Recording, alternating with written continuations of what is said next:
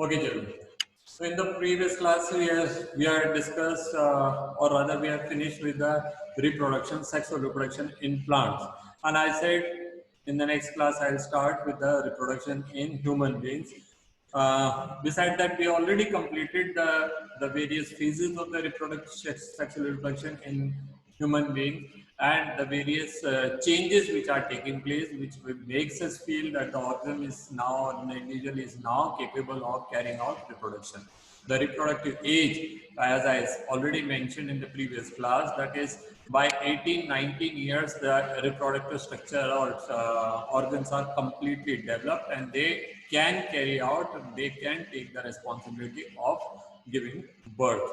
Okay. Before that, we have seen some of the signs are there. That is those signs which makes us feel that the changes are taking place. That is the signs of the adolescence we have seen in male and the female. That is in male, I mentioned that the appearance of the beard and the mustaches and growth of Adam's apple and the broadening of the chest and hair on the chest and the hair under armpit and hair under pubic region and the deepening of the voice.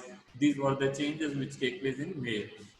In the women, the changes taking place are also that is that there is no facial hair, there is no mustache and beard, no hair on chest, but hair on the armpit and under the armpit and hair in the pubic region, the enlargement of the breast and high-pitched voice and onset of menstrual cycle. So these were the changes which took place in a woman in order to show that she is now capable of reproduction. So now today we are starting with the new topic, that is the male reproductive system. In yesterday only I described, I said that in human being, the male and the female are two different entities. The male are producing male gametes and female are producing female gametes, and it is not only the gamete but the development of the fetus is taking place in the female. So female is a greater responsibility in carrying out reproduction. We shall study here the male reproductive system. The male reproductive system, this particular part which you can see, that is the testis, it is written here, testis.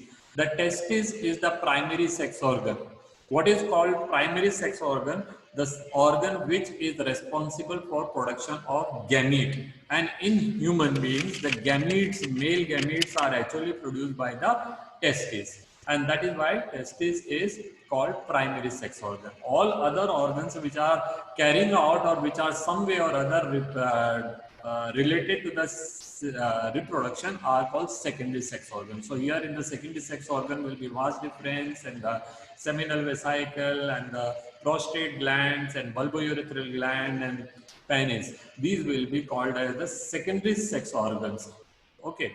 So the primary sex organ is testis. Testis serves two important functions. First, it produces gametes, that is the sperms, and second, it produces male reproductive hormone, that is testosterone. Okay, so the two important functions of the male primary sex organ, that is testes, are these. Okay, the male gametes are sperms. Each testis, there are a pair of testes and they are found in the groin region outside the abdomen. Each testis is about 4 to 5 centimeter broad, 2 to 3 centimeter thick, and they are found in a pouch-like structure that is called scrotum. Okay, the testes are lying outside the abdomen, whereas the ovaries are found in the abdomen. Now, why? The reason is that when the testes are found outside the abdomen, its temperature is about 2 to 3 degrees lower than the body temperature, which is very important, which is very necessary in order to produce sperms. The production of sperms, that is the spermatogenesis, is favored at 35 degrees temperature than the 37 degrees Celsius. Okay, and that is the reason that the testes are located outside the abdomen. Moreover, testis is having a large number of hair and it also sweats and it also maintains temperature. Okay, so the primary sex organ is clear to you, I believe. Then the testis is producing sperms. These sperms are carried by here. These small lines are there. They are called retitestes, and from the retitestes, it is called epididymis, this broad tube which is shown here. Actually, it is not a broad, but it is a highly coiled fine tube that is called epididymis.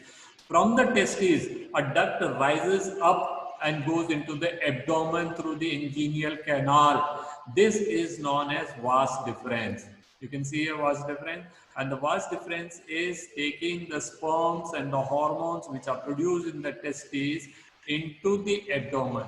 So here rises from here, it rises from here, it goes above, and about at the level of urinary bladder, it takes a U-turn. So you see, it has taken a U-turn.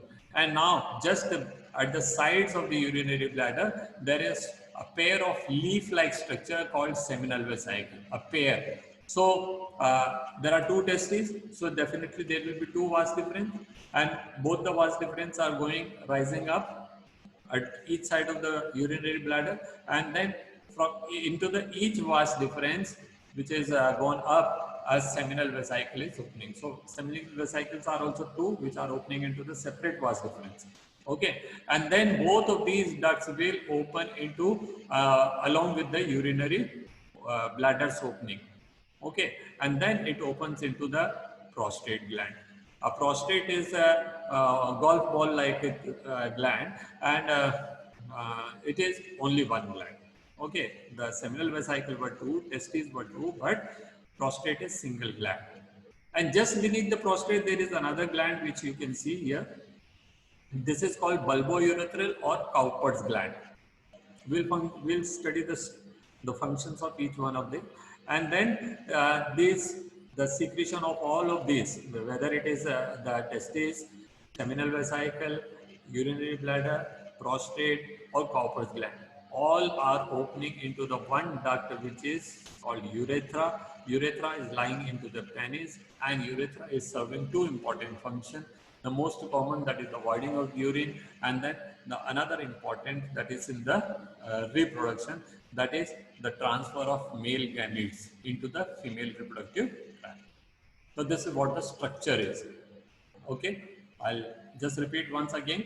The male reproductive structure or organs, which include, the first one is the primary sex organ, that is called testes. Testes is about 4 to 5 centimeter broad, 2 to 3 centimeter, 4 to 5 centimeter big, and 2 to 3 centimeter broad.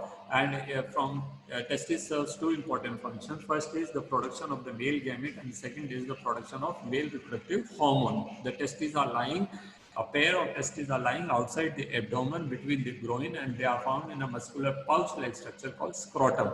And from each testis, there are some ducts emerges. First is the reticactis, and then epididymis, and then finally it enters into vas deferens. Vas deferens take all the secretion from the testes, each testis, into the abdomen. It rises up, goes into the abdomen, and take a U-turn over the urinary bladder, and then descends down. And here, a seminal vesicle open into each of these ducts. The seminal vesicle of both that is the seminal vesicle and the vas deferens of both the sides open into a single duct, that is called a single gland called prostate gland, and the secretion of urinary bladder, prostate, seminal vesicle, and even the Cowper's gland are collectively open into urethra. And urethra is serving two important functions, that is the voiding of urine and discharging of the semen, that is insemination. Now for that, the urethra or the penis is a highly modified structure. These red part which you can see here are actually the red, that is the chambers of the blood. And when in these chambers the blood fills, it becomes erect, it becomes hard, it becomes tough. It is then it can easily inseminate the semen into the female reproductive tract. Okay, so this erectile structure, it is a highly modified structure which is erectile at the time of only reproduction, and rest of the time it remains deflated, and it appears like this. And then the tip of the penis is covered by a membranous structure, the skin, the folded skin, which is known as what they call foreskin. And just the tip of the penis is pinkish and very highly sensitive part that is called glans. So this is all about the male reproductive system. Okay, the sperm form are delivered through vas deferens and which unite into the tube. This I already explained. Now we study about the female reproductive system. The female reproductive system is very much different from the male reproductive system. Female reproductive system include no glands, whereas the male reproductive system we have studied so many different type of glands for there. Okay, in the female reproductive system there is no gland, and the structure is also less complicated. The primary structure or primary sex organ in the female is ovaries, and one pair of ovaries are found in the abdomen and close to kidneys, one in either side, left and right. Each kidney, each ovary is somewhere about an almond shape, which is about around 2 to 3 centimeter broad and around 2 centimeter. 3 centimeter long and 2 centimeter broad, and just above the kidneys are found attached to the ureter, uterus, uterus through some connective tissues. Now, just above the ovary, there is an opening of fallopian tube.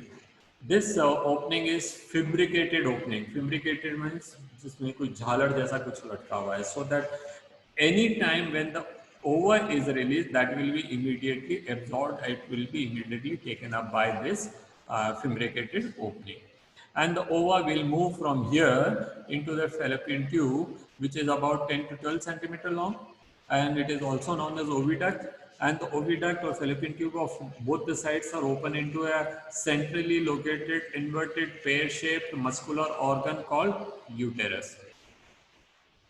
I'll repeat again. It is an inverted pear-shaped muscular organ called uterus. Uterus is very important because this is the part where the fetus grows. The fetus grows and achieves its full development, and then it will be delivered from this birth canal. So the fetus is receiving all its required nutrition and other substances from the mother's blood in this particular portion, and it also throws the waste into the blood of female body. And when the time of the fetus is developed, it is fully developed, then matured, and then the cervix opens and the fetus will be taken birth from vagina. So vagina has having two important functions. It is collecting the semen at the time of insemination, and when the child is, the infant is fully developed or matured, then it will be given birth also. And that is why vagina and cervix are commonly known as birth canal. So these are the structure. Now you see there is no gland, no Cowper's gland, no prostate gland, no seminal vesicle, nothing is seen there. Okay, the female germ cells are the egg made in the ovaries, and they are also responsible for the production of some hormones. So second function, ovaries have two important functions, that is the production of the ova and hormone. Now remember, there is a basic difference. The males are kept on producing sperms every day, around 200 to 300 million sperms are produced. Whereas the female produces only one ova in 1 month. That is one menstrual cycle, which is roughly about 1 month. Okay, so if you see the difference, the primary sex organ in the males are testes, the female it is ovaries. The testes are lying outside the abdomen, female it is lying inside the abdomen. Testes are big in structure, that is about 4 to 5 centimeter broad, long, and about 2 to 3 centimeter broad, whereas ovaries are little smaller. Okay. Both the testes are found in the close proximity, whereas both the ovaries are found far apart.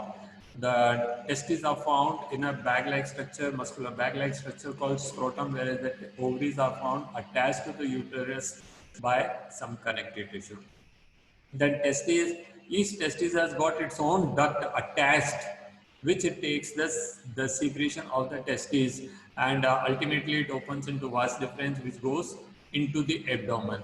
Whereas in female reproductive system, testis is an independent unit, and the fallopian tube is a different structure which is lying above the ovaries.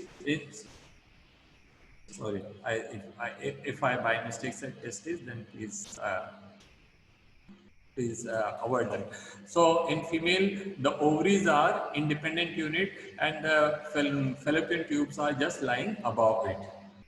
Okay, and whenever the ovum is released, they will receive it. Now, ovum is, as I said, in one menstrual cycle, only one ova is released, either from this ovary or from this ovary. So, they are releasing ova, yeah, ovulation is taking place from alternate fashion. That is, if 1 month it takes place from the left ovary, then the second month it will be from the right ovary. So, whereas in sperms, as I said, the testes are kept on producing sperms, millions of sperms every day, and each sperm are carried by the duct into the abdomen. Okay, so that these are the differences. Again, now you see in males you find the seminal vesicle, prostate, and Cowper's gland. There is no such gland found here. Now comes to the biggest difference. In female, there is a centrally located highly muscular structure, which is the inside walls are very highly vascular, and this is called uterus. There is no such structure found in male. Okay, and then urethra is also found in the male, which is serving two functions. That is the discharge of urine and discharge of semen, whereas in females, the vagina is serving two important functions. First is insemination, collecting the semen during insemination, and second, giving birth to the young baby. But vagina has no role in urination. Okay, so that is in the female, the urinary opening and the vaginal opening are two separate openings, whereas in male, both these functions are done by the same organ, that is urethra. So these are the structural components of the male and the female reproductive system. Okay, so I think that's enough for today. In the next class, we'll study how the reproduction, or what are the next steps of the reproduction. We'll study that.